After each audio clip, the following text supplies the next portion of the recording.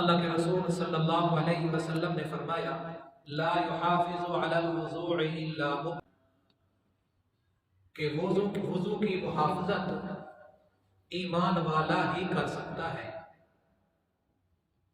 ایک مطلب یہ بھی ہو سکتا ہے کہ ہمیشہ بوضو رہنا یہ مومن آدمی کی صفت ہے۔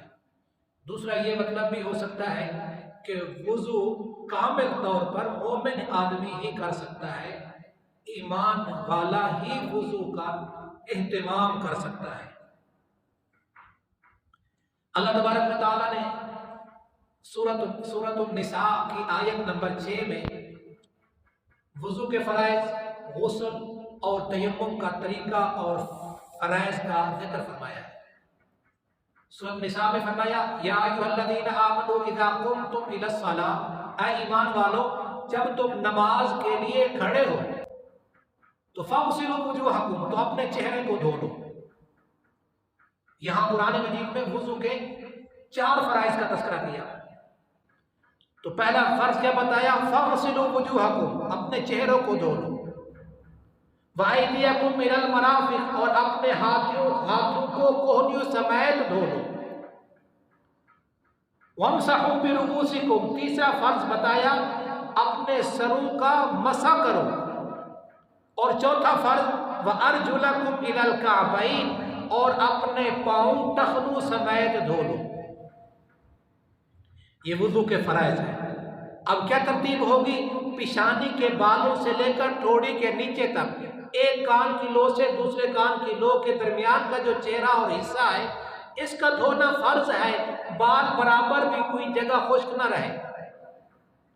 دوسرا ہاتھ کوہنیوں سمیت دھونا، اور جس وقت ہاتھ دھو رہے ہو تو خللوا بین اصابعکم، نبی صلی اللہ علیہ وسلم نے فرمایا انگلیوں کے درمیان خلال کر لیا کرو، کہیں ایسا نہ ہو کہ اللہ تعالیٰ پھر جہنم کی آگ کے ذریعے تمہاری انگلیوں کا خلال کرے۔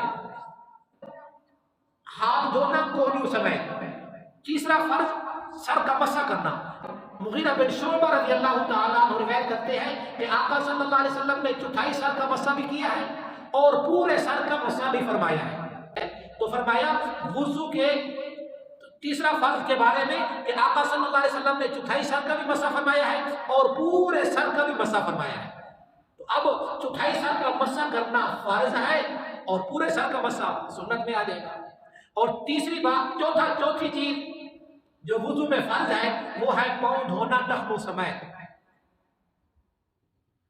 اور جن چیزوں کا دھونا فرض ہے اس میں اہتمام کرنا ہے اور پوری دھیان سے کرنا ہے کہ کوئی بال برابر بھی جگہ خشک نہ رہے۔ ایک موقع پر صحابہ نے وضو کیا، آپ صلی اللہ علیہ وسلم نے دیکھا ان کی ایڑیاں کچھ خشک نظر آ رہی تھی۔ آقا صلی اللہ علیہ وسلم نے فرمایا، صحیح بخاری مسلم اور دیگر کتب احادیث میں یہ روایت موجود ہے، آقا صلی اللہ علیہ وسلم نے فرمایا ویل للاعقاب من النار، ہلاکت ہے ایڑیوں کے لیے آگ کے دوزخ کی آگ سے، یعنی ایسے خوش رہتی تو دوزخ کی آگ میں نہ چلی جائے۔ اس وقت وضو کو کامل طور پر کیا۔ وضو کے صحیح ہونے کے لیے 3 شرائط ہیں جن کا پایا جانا ضروری ہے۔ نمبر 1، جن اعضاء کا دھونا فرض ہے ان اعضاء پر پانی کا بہانا ضروری ہے، پانی بہے، پانی چلے۔ صرف مسح کر لینا یا تر کر لینا اس سے وضو نہیں ہوگا، یہ پہلی شرط۔ دوسری شرط یہ ہے کہ اعضاء وضو پر کوئی ایسی چیز نہ لگی ہوئی ہو جس کی وجہ سے، جس کے تہ کی وجہ سے پانی اعضاء وضو کی کھال تک نہ پہنچے، اعضاء وضو کی کھال تک نہ پہنچ سکے۔ مثلا ناخن پہ آٹا لگا ہوا یا ناخن پالش یا موم بتی، ایلفی یا یہ پینٹ کیا جاتا ہے گھروں میں، اس میں سے کوئی چیز ایسی وجود پہ نہ لگی ہوئی ہو جس کی تہ بن جائے اور کھال تک پانی نہ پہنچے، ایسی چیز بھی نہ ہو۔ تیسری شرط یہ ہے کہ جن چیزوں سے وضو ٹوٹ جاتا ہے، وضو باطل ہو جاتا ہے، وہ وضو کے درمیان لاحق ہو گیا وہ چیز لاحق ہو گئی تو وضو باطل ہو جائے گا. مثلا مسح کر رہا ہے، مسح کر لیا تو اچانک اس کے منہ سے، اس کے ناک سے یا جسم کے کسی اعضاء سے خون نکل آیا تو پھر نئے سرے سے وضو کرنا ضروری ہے. آگے وضو کو کنٹینیو نہیں رکھ سکتا، پھر نئے سرے سے وضو کرنا ضروری ہے. تو وضو کی یہ 3 شرائط ہیں اور 4 فرائض کا تذکرہ کیا ہے.